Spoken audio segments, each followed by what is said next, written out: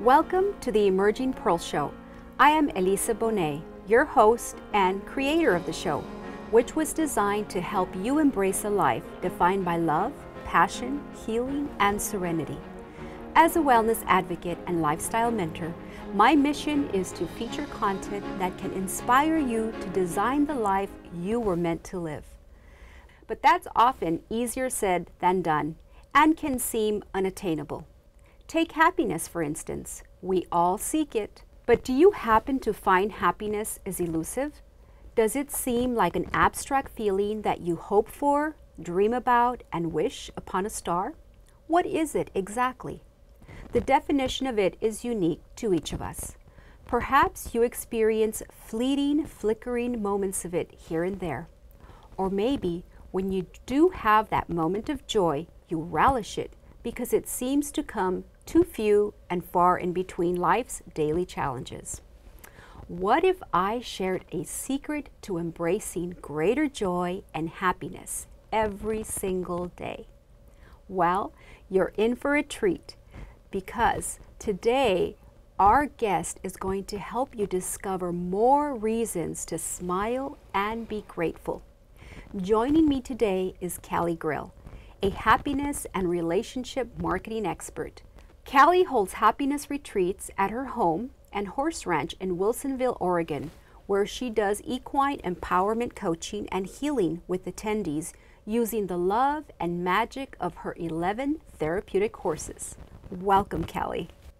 Oh, thank you so much. I've been so excited for this appointment on my calendar. I can't wait to share with your audience, and it's such a thrill to be here. I am truly excited too, because I remember that when I met you about 2 years ago, you just blew me out of the water.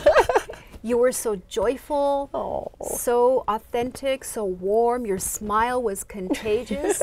Thank you. I thought, this woman has something very special, and I want to discover what her secret is. Oh, well, thank you. I am honored to be here, and I'm just so excited to share some of my happiness techniques. Well, have you always been just by nature a very happy person? Well, it's interesting because when people meet me, they're like, you must just have been happy from the moment you were born. And actually, all babies are born happy. It is a scientific fact that people are born happy. However, my sister likes to joke around that we put the fun in dysfunction because I came from a dysfunctional house. Unfortunately, my mom had some depression issues and my dad had some alcoholism issues.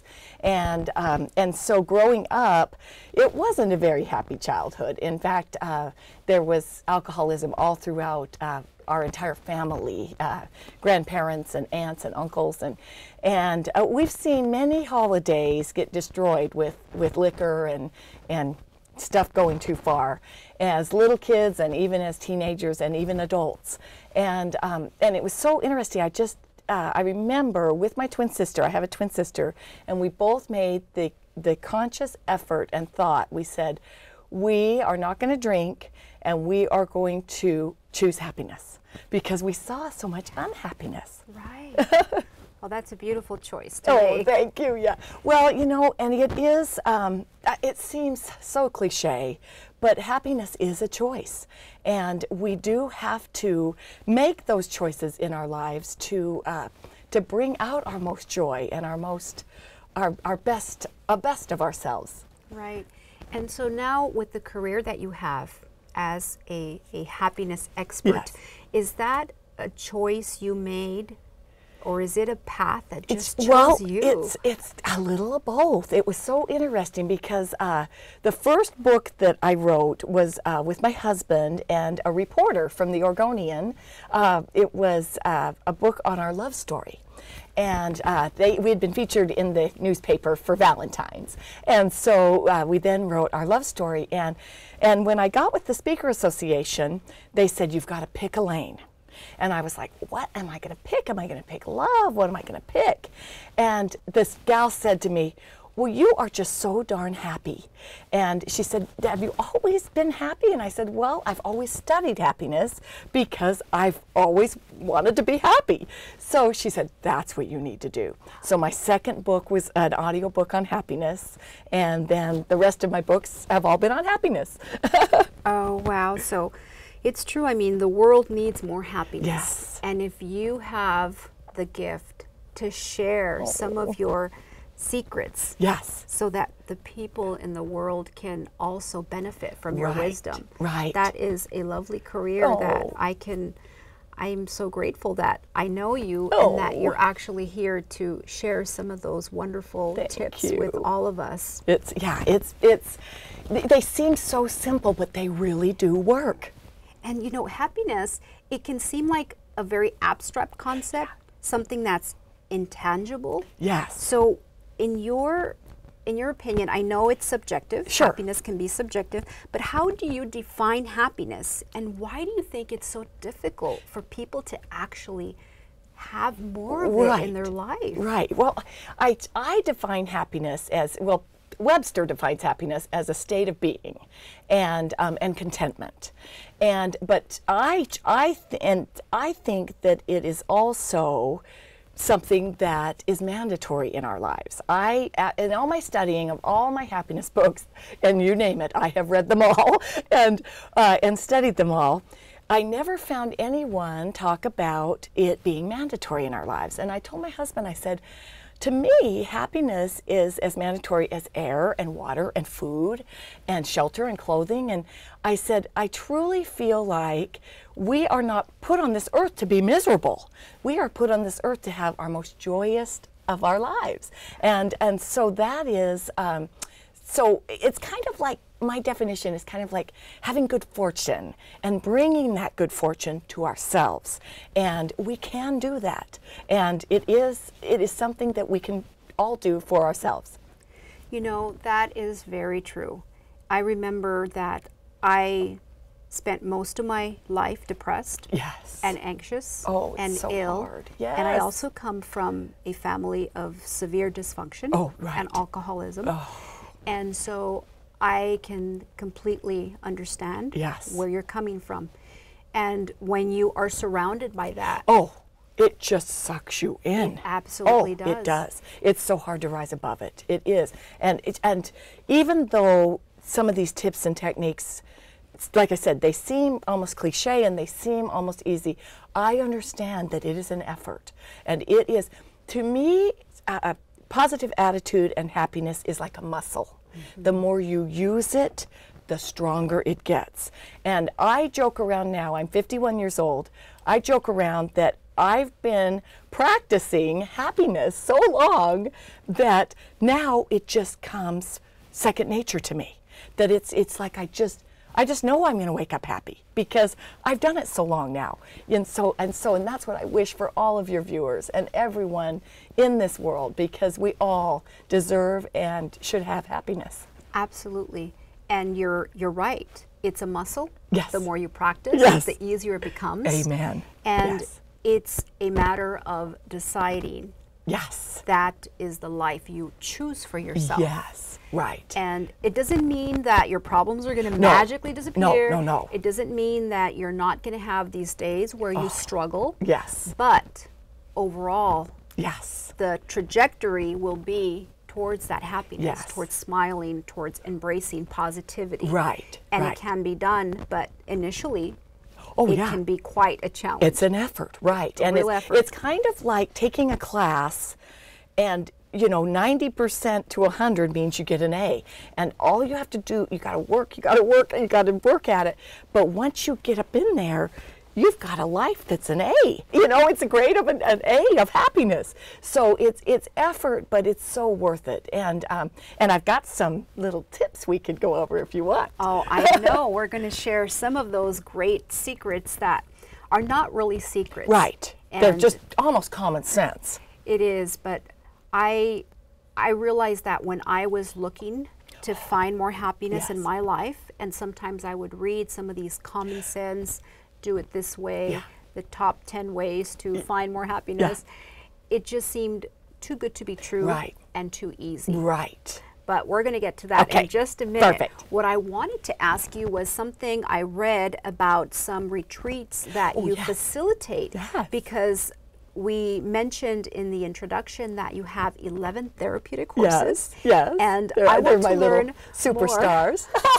about how this works. How did that get started? It's so amazing. I had a friend in the Speaker Association. She said, boy, I think it'd be so neat to do some retreats. Well, so we started getting it all set up. She was going to be my co-facilitator. Then she got another job and said, I'm so sorry, but I've got to go work on this other job. And I said, you know what? I'm still going to do them. And so I ended up calling them my Happy Success Ranch Retreats, because I think in life, not only do we need happiness, but we also need success. It's a real balance. And, you know, because they kind of fit together like hand in glove.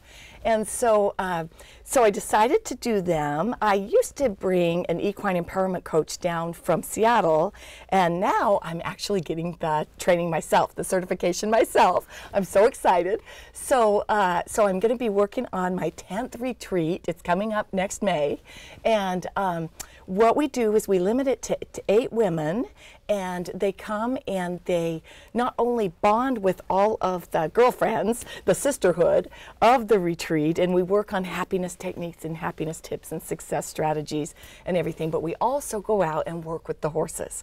And the horses, I call them little gifts from God, but they are big gifts, I guess they are, because they're 1,200 pounds. Right. But they almost seem like magic. They can, I've had women come who think they're going to work on their career and they end up working on their marriage. Or they think they're going to do this and it ends up being this, because the horse actually tells us what this person needs to break through and have more happiness. And it's just fascinating. I mean, I could tell you story after story for hours on end of, now I'm going on my 10th retreat, of the magic these horses have done. And it's so fun to be able to share them in this way. And we don't ride the horses, we just work in the arena with the horses on the ground. And it's just incredible, incredible. The work they do is, I've had a couple of people who have lost loved ones that have passed too early. One was a gal with a really young 17-year-old son. And she was so heartbroken. I wasn't sure we were going to be able to help her. And amazing, amazing. And just the way that the horses and then all the other things we pile on at the retreat for happiness and success just all work together. She just left, and she's like one of my biggest fans. She tells everybody. It's just been great, and it's so great to see her healing. You will never ever get totally over that, but it's just so nice to be happy again. Wow, that sounds like a fabulous retreat. Oh, thank you. And I might have to just check it out one I of know. these days soon. I have you on my list, you know. I really would love you there. Well, it'd be so fun. Because you have been studying, like you said, and practicing happiness Yes. for so many years, you've actually written several books I on have, happiness. yes. And you even Yes, brought I some brought of them them here to show. So Yeah, show me what so this was the first one that started it all, and it's the love story that I wrote with my husband called Send Me a Sign. And it almost seems like you're reading something magical. The Send Me a Sign means from our angels and from God. And then this was the audiobook, that are 7 strategies for happiness. Happiness is here. And that's what I mainly speak on when I speak on keynote speeches. And then the 3rd book, they asked me to do a chapter, and with someone we both know, Sandra Yancey of eWomen Network. They had me do a chapter on happiness called Happiness is Mandatory. Oh, and then this is my newest that I just did this past summer, called Happiness, Love, and Money. And it's how to, you really can have it all. And my target audience is women over 40 for my retreats. But anybody can read this book and actually get tips for happiness and love and money. Which, that makes us all happy to have love, money and love, right? And what inspired you to write these books? Well, it was so interesting. I just, and I've told you this before, I feel like we all have messages that we need to leave behind. I think we all need to leave a legacy, and I felt like through my journey to happiness, I needed to share it to help others, because look at us sitting across the table. We are more alike than we are different. We've had similar upbringings, and there's so many people like that in the world that if anything I've experienced can help someone else, it's just all the better. And so that was my thing, is I just started getting, you know, just waking up in the middle of the night and saying, okay, this needs to be a chapter. And, oh, I should really share about this. And, you know, this is what I do. So let me write that down. And yeah, so they've all led to these 4 books. That is incredible. But, now, I know one of the things we've been gearing up for is to hear some of the amazing tips you have that I know our audience is absolutely going to love. Oh, great. Because they are what we mentioned prior to discussing this was they are common sense. Yes, they are that's basic. what is, yes. They are out there. It's not a magical potion. No, yeah, it's not only for the lucky or the chosen few. Exactly. It's for everybody. Happiness is our birthright. It's for everyone. One of the best books I could ever recommend to read on happiness is one called The Happiness Advantage. And it's by a guy named Shawn Achor. And Oprah loved him so much, she had him do her Super Soul Sunday, and she had him come back and do a second Super Soul Sunday, just because he had so much information on happiness. And one of the things they found is the quickest, best way to happiness is gratitude. And so what he suggests, and what I suggest to all my retreat attendees, all the people in my speeches that watch me speak in my audience, I always say, have a gratitude journal.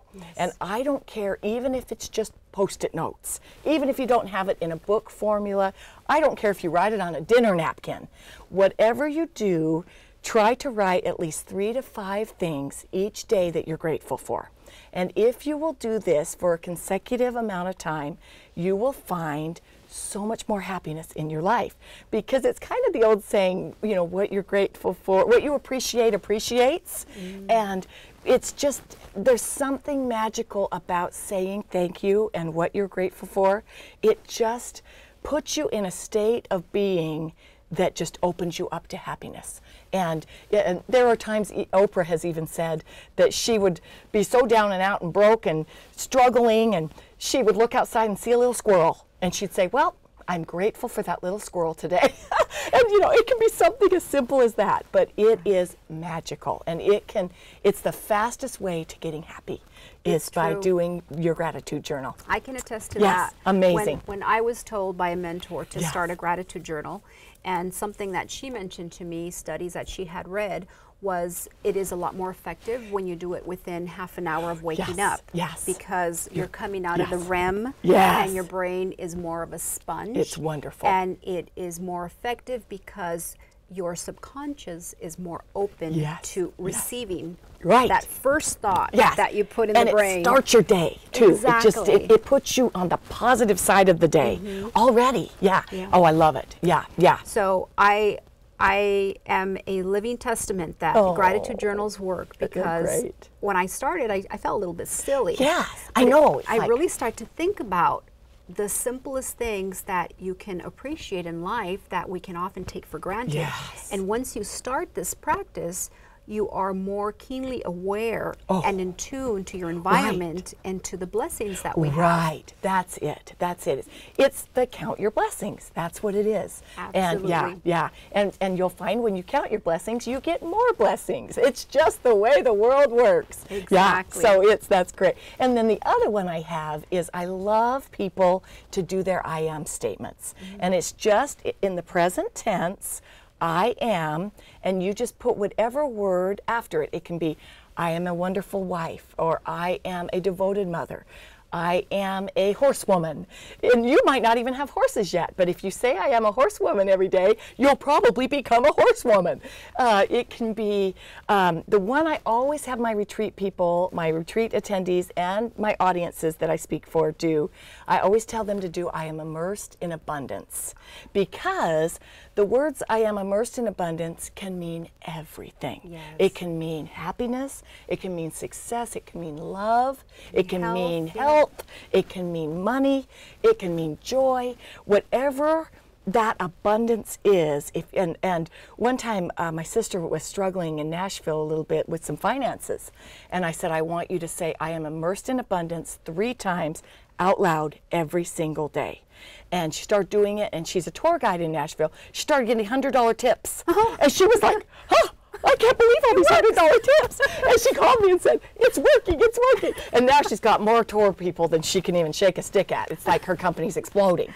But it's just a magical one. But you can have them be a whole bunch. I am an entrepreneur. I am a successful entrepreneur. It can be whatever you want it to be. But and then I write them down on an index card, and I carry them with me in my wallet. Oh. And then, like, wherever I'm at, if I'm waiting in a doctor's office or whatever, I just read through them, and it just reinforces my happy, positive attitude about myself. Right, and I did research on that because, again, when I was working on overcoming a lot of my challenges, I studied happiness and positivity, and one thing that repeatedly came up was affirmations, manifesting, guided imagery, the I am statement, vision boards. Exactly, vision boards. And so the psychology behind it, from what I recall, is that you are basically telling your subconscious, you're not aware of it, but your subconscious is taking this information in, it's gobbling it, and it's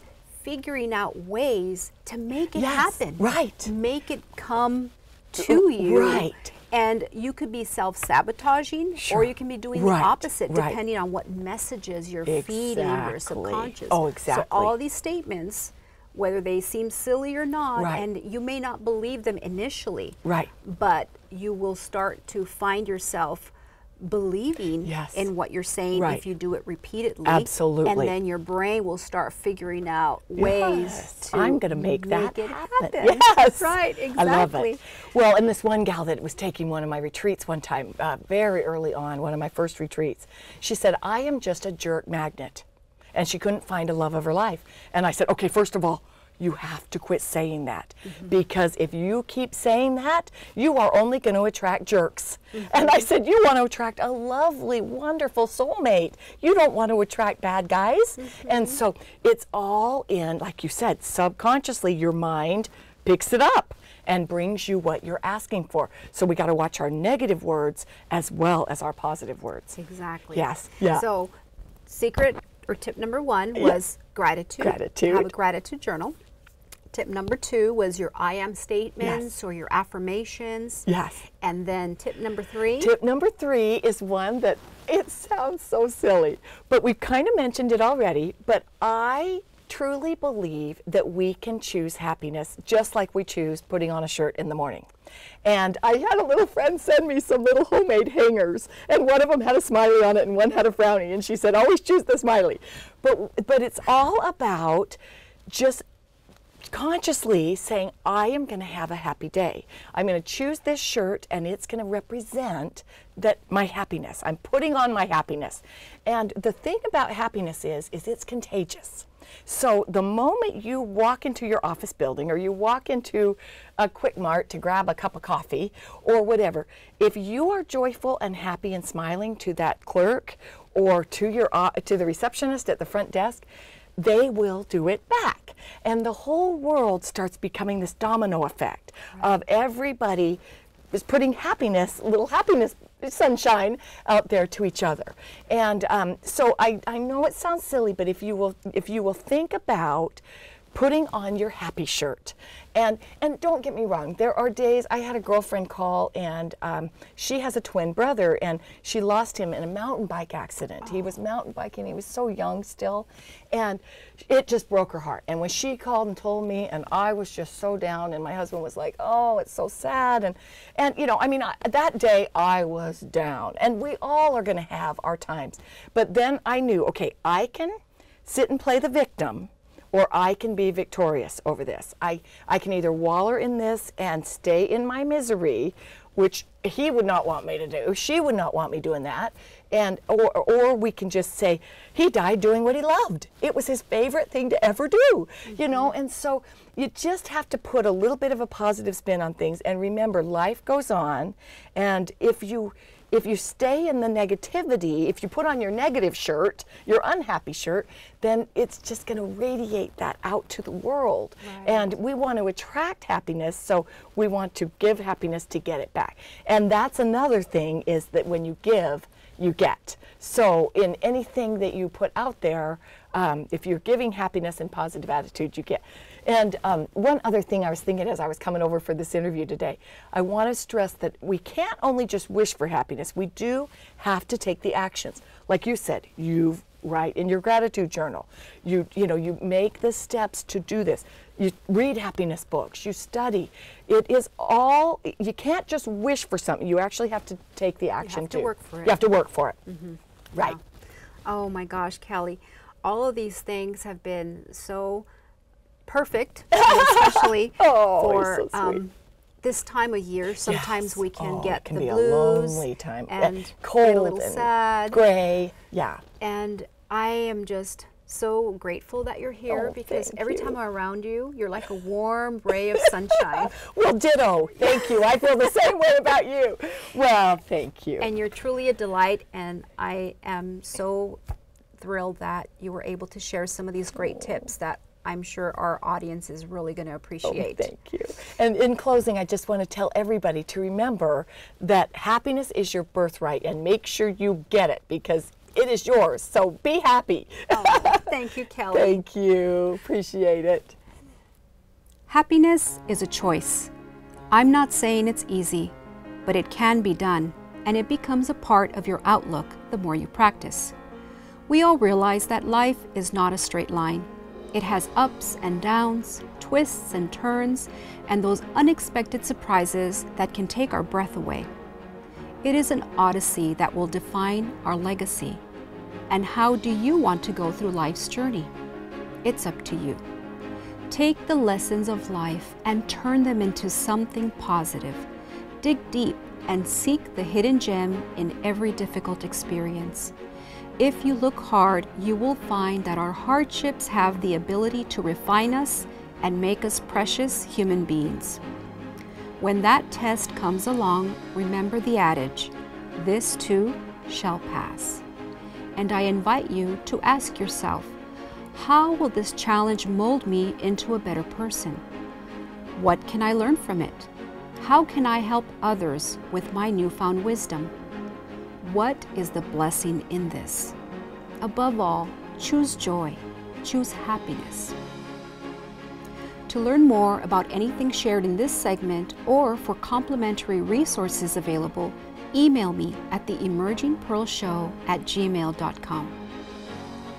To see prior episodes of this show, subscribe to my YouTube channel, The Emerging Pearl. Until next time, remember to discover and reveal your inner pearl.